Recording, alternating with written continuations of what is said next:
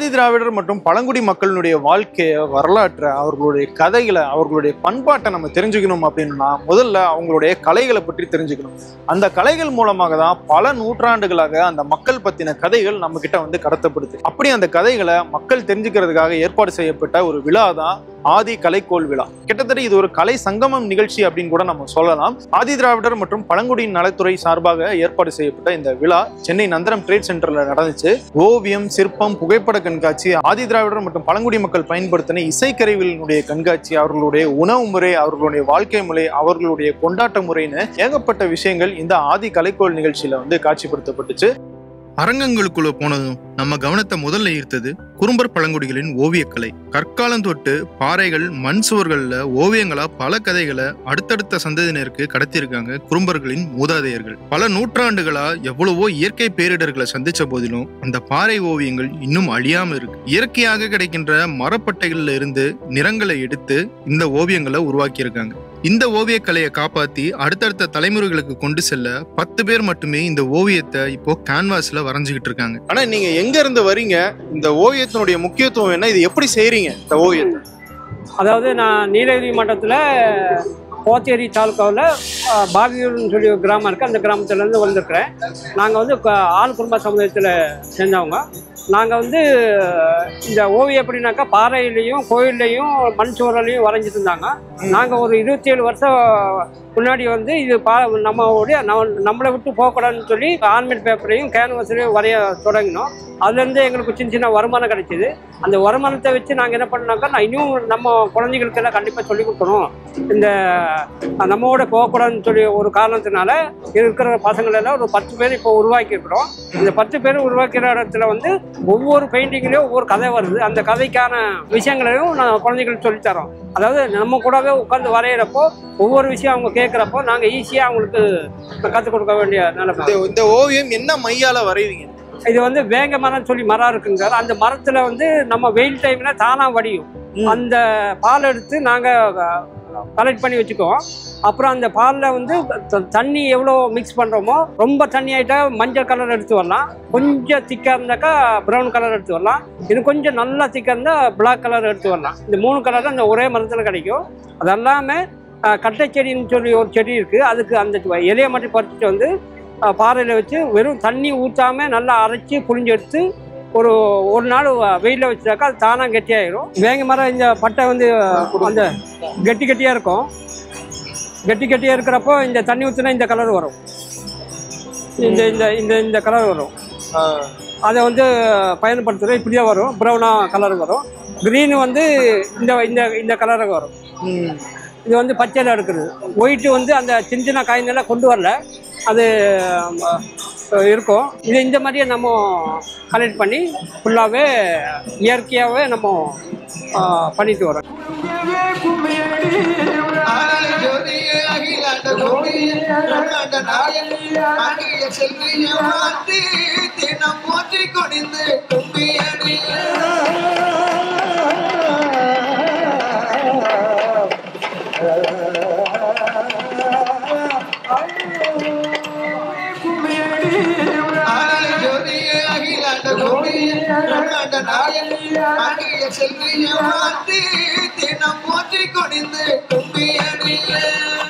இந்த கலைக்கோள் விழாவின் முக்கிய பகுதி அரிதிலும் அரிதாக இருக்கும் பழங்குடி மக்களினுடைய இசைக்கருவிகளுடைய கண்காட்சி தான். மொத்தம் 1110 தொன்மை வாய்ந்த இசைக்கருவிகளும் நாட்டுப்புற கலைகளின் ஆடை அலங்காரங்களும் இங்க காட்சிப்படுத்தப்பட்டிருந்துச்சு. இதுல பாதிக்கும் மேற்பட்ட இசைக்கருவிகள் அழிவின் விளிம்புல இருக்கு அப்படிங்கிறது ரொம்பவே முக்கியமான விஷயம். துடும்பு, உருட்டு, ஐமுகம் உழவு, நகரா, ஒடுக்கை, இடக்கை, துடி, திமிலை, தன்னும்மை, மொடாமத்தளம், மந்தப்பறை போன்ற பல வகையான தோல் கருவிகளும் பல வகையான ஒலிகளை எழுப்பும் தாரைகளும் பல புல்லாங்குழல், மகுடி, பினாச்சி போன்ற வாத்திய கருவிகளும் இந்த கண்காட்சியில இடம்பெற்றிருந்தது. இந்த கருவிகள் எல்லாம் இயற்கையா கிடைக்கிற பொருட்கள் கொண்டு செய்யப்பட்டது.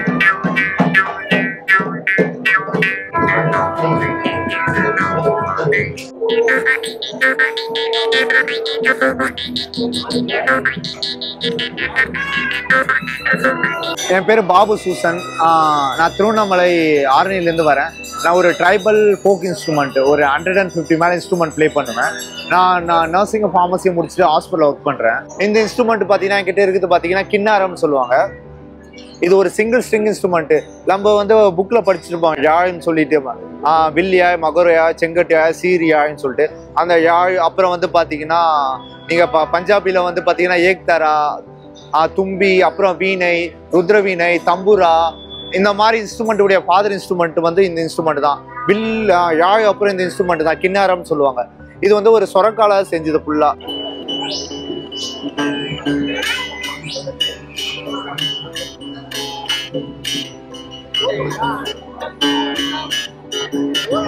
இந்த இன்ஸ்ட்ருமெண்ட் பேர் வந்து ஆதிவாசி கிண்ணறின்னு. என்ன அதுக்கு டிஃப்ரெண்ட்னா அது சிங்கிள் க்ரூடால செஞ்சது சொரக்கால, இது 3 சொரக்கால செஞ்சது. இப்போ கூட வந்து நீங்க பாத்தீங்கன்னா வந்து கிருஷ்ணகிரி சைடு அங்க இருக்க ஆதிவாசி வந்து இந்த கிண்ணறத்தை வந்து வாசிப்பாங்க பாட்டு பாடிக்கினே சொல்லிட்டு. இது சவுண்டு கொஞ்சம் லவுடா இருக்கும், டிஃப்ரெண்டா இருக்கும்.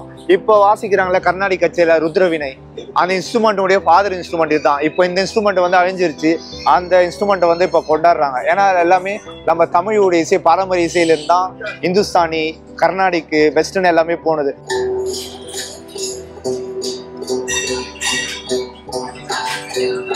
இந்த இன்ஸ்ட்ருமெண்ட் பேர் பவுனி சவுட்டிக்கின்னு சொல்லுவாங்க. நீங்க தர்மபுரியில போனீங்கன்னா ஒரு சில பேர் வந்து நாகம்மான்னு சொல்லிட்டு ஒரு சிறு தெய்வங்களை வந்து வணங்கி பாடுவாங்க. நம்ம ஊர்ல எப்படி முனேஸ்வரன், ஐயனார் மாதிரி அங்க இருக்கவங்க வந்து நாகம்மான்னு சொல்லிட்டு அவங்க சிறு தெய்வங்களை வணங்கி பாடுவாங்க. இந்த இன்ஸ்ட்ருமெண்ட் வாசிங்கன்னா அவங்க பாட்டு பாடுவாங்க. எதுக்காகனா வந்து அவங்கள போட்டி வணங்கி வந்து விவசாயம் நல்லா இருக்கு, அந்த ஊர் மக்கள் நல்லா இருக்குன்னு சொல்லி இந்த இன்ஸ்ட்ருமெண்ட் வந்து வாசிப்பாங்க.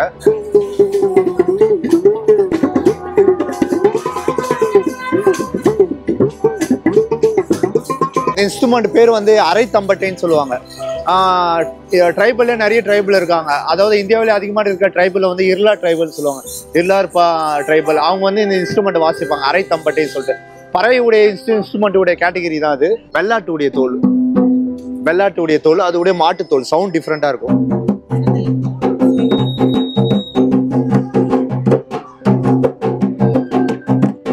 கர்நாடிகில ஃப்ளூட்னா வந்து இந்த மாதிரி வாசிப்பாங்க. இல்லைன்னா இந்துஸ்தானி ஃப்ளூட்டு, இல்லை நோ செக்கராடு, இல்லை ஐரிஸ் ஃப்ளூட்டு, இல்லை ட்ரம்பட்டு, ட்ரம்போன், அப்புறம் வந்து பார்த்தீங்கன்னா சாக்ஸோஃபோன், கிளாரினெட், எவ்வளோ விண்ட் இன்ஸ்ட்ருமெண்ட் இருக்கு. ஆனால் இந்த மாதிரி வந்து விண்ட் இன்ஸ்ட்ருமெண்ட் நீங்கள் எங்கேயுமே பார்த்துருக்க மாட்டீங்க. ஏன்னா டிஃப்ரெண்ட்டாக இருக்கும். இதில் என்னன்னா 11 ஹோல்ஸ் இருக்கு. இது ஃபுல்லாக ஒரு மூங்கில வந்து செஞ்சது.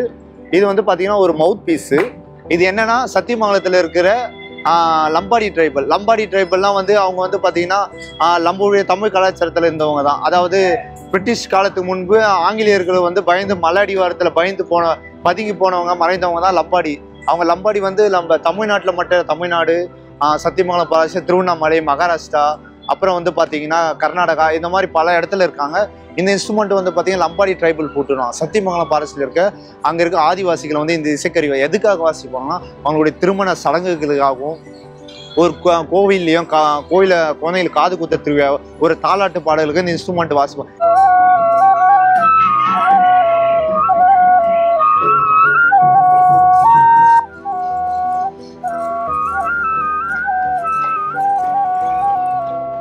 இந்த இன்ஸ்ட்ருமெண்ட் வந்து இந்த ஃப்ளூட் டிஃப்ரெண்டா இருக்கும். புகுரின்னு சொல்லுவாங்க. புகுரியில புகாரி. இந்த இருளா ட்ரைபல்ஸ் வந்து இன்ஸ்ட்ருமெண்ட் வாசிக்கிறது. இது வந்து நார்மலா வந்து எப்படி ப்ளோ பண்ண படத்துல என்னுடைய நாக்கை வந்து ட்விஸ்ட் பண்ணி நாக்கை வந்து இது நல்லா மடிச்சு அந்த நாக்குள்ள வந்து ஏரை வந்து கொஞ்சம் கொஞ்சமா ரிலீஸ் பண்ணும். எப்படின்னா இதோடைய சவுண்ட் வந்து இந்த தேனி ஈ முக்கிற மாதிரி சவுண்ட் கேட்கும்.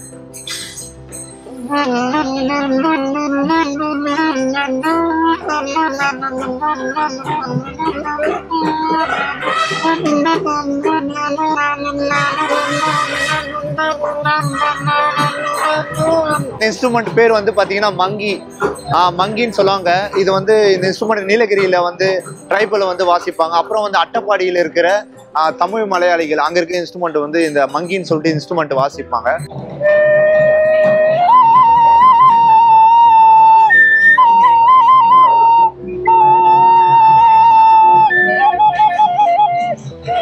ஆக்சுவலி வந்து பாத்தீங்கன்னா இது வந்து ஊதுனா சவுண்டு கேட்காது.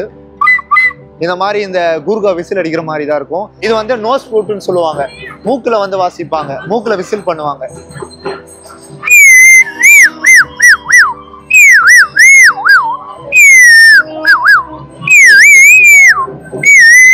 ஒடிசின்னு சொல்லி நிறைய நீங்க உப்பு கராத்தே மூவில இந்த இன்ஸ்ட்ருமெண்ட் யூஸ் பண்ணியிருப்பாங்க.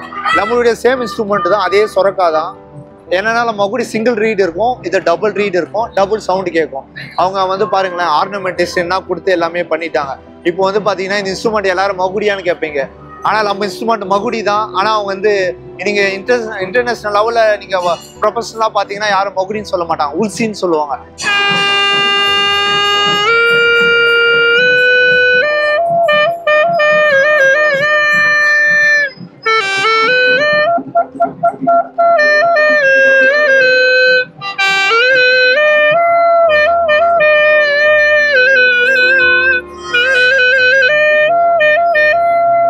ஆட்டுத்தோல், மாட்டுத்தோல், சுரக்காய் கூடு போன்ற பொருட்களை எல்லாம் வச்சுதான் இந்த இசைக்கருவிகளை செஞ்சு பழங்குடிகள் பல நூற்றாண்டுகளாக பயன்படுத்தி இருக்காங்க. ஆனா இப்போ இது இங்க ஒண்ணு அங்க ஒண்ணுன்னு தான் அரிதா பயன்படுத்தப்பட்டுக்கிட்டு இருக்கு. இனி இப்படி ஒரு கலெக்ஷனை ஒரே இடத்துல பாக்குறது அப்படிங்கிறது அரிய விஷயம்னு கூட சொல்லலாம். பழங்குடிகளின் வாழ்க்கைய, கொண்டாட்டத்தை, சோகத்தை அவங்க கலைகள் மூலமா மட்டும்தான் தெரிஞ்சுக்க முடியும். அந்த மக்களின் வாழ்க்கைய பறைசாற்றுற விதமா பல ஆதிக்கலைகள் இந்த கலைக்கோள் விழாவில் நிகழ்த்தப்பட்டுச்சு.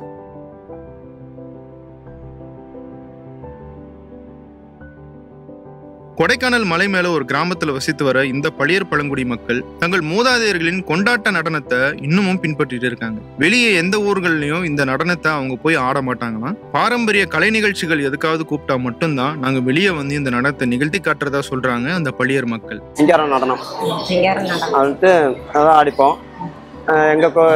இப்படி வந்து வெளியில் அடித்தது இல்லை. அங்கே எங்கள் ஊரை சுற்றி உள்ள கிராமங்கள், கோயில் விழாக்கள், கல்யாணம், மற்ற சடங்குகள் மாதிரி அடிப்போம். ஆனால் இது வந்துட்டு ஒரு தோல் கருவி. இது ரெண்டுமே ஆட்டு தோலால் கட்டப்படுது. இது வந்து பலா மரத்தோட கட்டை, காஞ்ச கட்டையை வெட்டி அதை தொலை போட்டு அதுக்கு பின்னால் அந்த ஆட்டு தோலை வாங்கி அதை ரோமத்தை பூரா எடுத்துட்டு தண்ணியில் ஊற வச்சு அப்புறம் கட்டுறது. கட்டி ரெண்டு நாள் காயணும். காய வச்சு அப்புறம் கம்பியை போட்டு இருக்கிறது தான் அது சவுண்டு வரும்.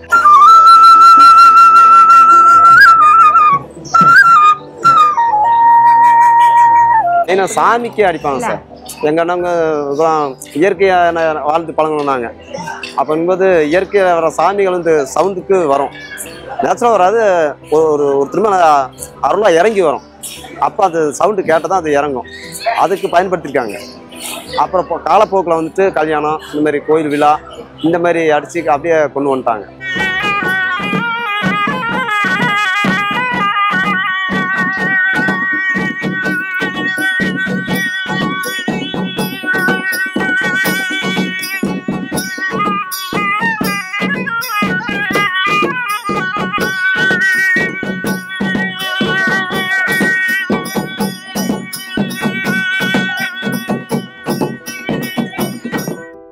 தருமபுரி, கிருஷ்ணகிரி மாவட்ட மலை கிராமங்கள்ல வசிக்கிற லிங்காயத் சமூக மக்களின் ஆதி கலையை நிகழ்த்தி காட்டினாங்க பாரதி கிராமிய கலை வளர்ச்சி மையத்தினர். துள்ளி குதிக்க வைக்கும் இந்த இசையும் பாடலும் நம்ம உடம்பையே தாளம் போட வைக்குது. கேளுங்க கேளுங்க பெரியோர்களே, கேளுங்க கேளுங்க சபையோர்களே,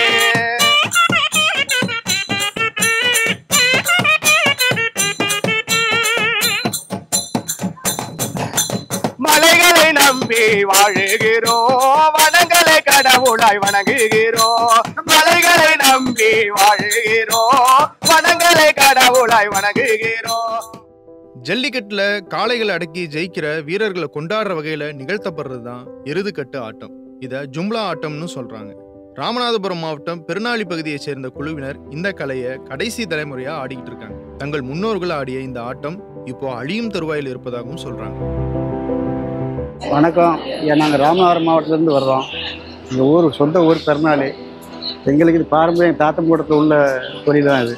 இது எருதுகட்டு மேளத்துக்காக தயார் பண்ண மேளம் அப்படின்னு எங்கள் தாத்தா சொல்லியிருக்காரு. அது சின்ன பிள்ளை இருக்கும்போது. இந்த எருதுகட்டுக்கு காரணம்னா எங்கள் ஏரியாவில் வந்து ஒரு 8 நாளைக்கு இந்த மேளம் வாசிப்பாங்க. இன்றைக்கி இந்த செவ்வாய்க்கிழமை காப்பு கட்டாங்கன்னா அடுத்த செவ்வாய்க்கிழமை வரைக்கும் வாசிப்பாங்க. அப்போ அது கிராமத்துகளுக்கு இது வந்து ஊழிய மாதிரி எங்களுக்கு ஒரு இது அந்த காலத்தில் உள்ளாலும் பெரிய ஆளுக்கு செஞ்சுருக்காங்க. அப்போ செய்யும்போது தயார் பண்ண மேளம் தான் இது. இது வந்து கட்டை எடுத்துகிட்டு போய் ஆசாரிகிட்ட கொடுத்து தயார் பண்ணி தான் செஞ்சுருக்காங்க. அது பாரம்பரியாக ஒரு அப்புறம் எங்கள் அப்பா அடித்தார், எங்கள் தாத்தா அடித்தார், அப்படியே வந்துருக்கு. இப்போ நாங்கள் இந்த லைனுக்கு வந்துருக்கோம். எதுக்கு உபயோகப்படுத்தணும் கணக்கு எல்லா விஷயத்துக்குமே நாங்கள் போகலாம், எல்லாத்துக்குமே எங்களுக்கு கூப்பிடுவாங்க. இப்போ நாகரிகமான ஒரு காலங்கள் வந்ததுனால கொஞ்சம் அடிப்படை வசதிகள் கம்மியாக, தொழில் ஏற்றங்கள்லாம் கம்மி தான். அதனால பின்பற்றலாம் வரல. தொழில் அழியக்கூடிய நிலைமையில தான் இருக்கு. இதுதான் பின்பற்ற. இதுக்கு பின்னால் உள்ள பற்றையெல்லாம் யார் பழகலை வரல. காரணம் என்ன கேட்டீங்கன்னா, இதை வச்சு சாப்பாடுக்கு கூட பிழைக்க முடியாது. இது என்னைக்கோ ஒரு நாளைக்கு வரும், என்னைக்கோ ஒரு நாளைக்கு போகும். எருதுகட்டு மாடுன்றது இருக்குல்ல, ஒரு வட்டமாக போட்டோம்ல அப்போதான், அது அந்த மாடு நெசத்தக்கூடிய விளையாடக்கூடிய விளையாட்டை நாங்கள் இதில் விளையாடுவோம். அந்த மாடு பிடிச்சிட்டு வந்தோடனே கடைசியில் நின்று ஒரு ஆட்டம் போட்டோம்ல இப்படி, அது அந்த மாட்டை பிடிச்சிட்டு வந்து அவங்களை அழைச்சி கொண்டு நாங்கள் வீட்டில் விடணும். அந்த மாடு இப்படி வேறு. அப்போ அவங்க உற்சாகமாக மாட்டை நம்ம பிடிச்சி அடக்கிட்டோம் அப்படின்னு சந்தோஷத்தில் ஆடி வர ஆட்டம் தான்.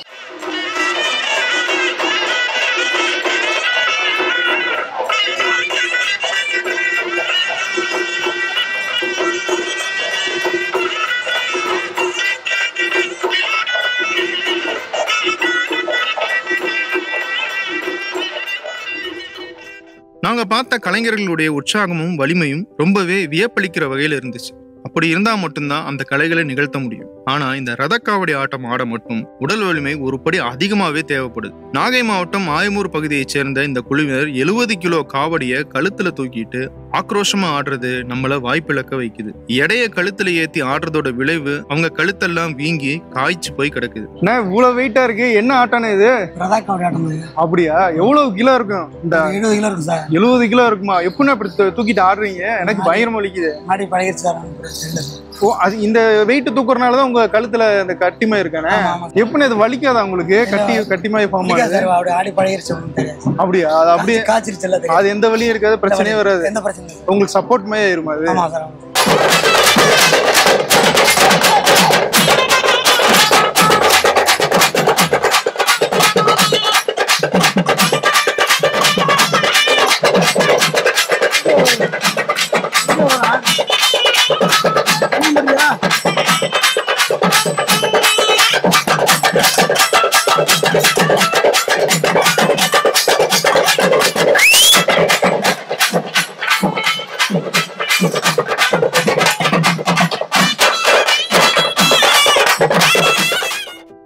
இப்படி பன்முகத்தன்மை கொண்ட ஒரு கலை விழாவாக இந்த ஆதி கலைகோள் விழா நடந்துச்சு. தாங்கள் அறியாத ஆதி மக்களின் வாழ்க்கைய அவங்களோட சேர்ந்து கொண்டாடி மகிழ்ந்தாங்க நகர மக்கள். ஆதி தமிழர்கள் மற்றும் பழங்குடிகளின் கலைகளையும் பண்பாட்டையும் பாதுகாக்கவும் உயிர்ப்போட வச்சிருக்கவும் இது போன்ற விழாக்கள் ரொம்பவே அவசியமாகுது.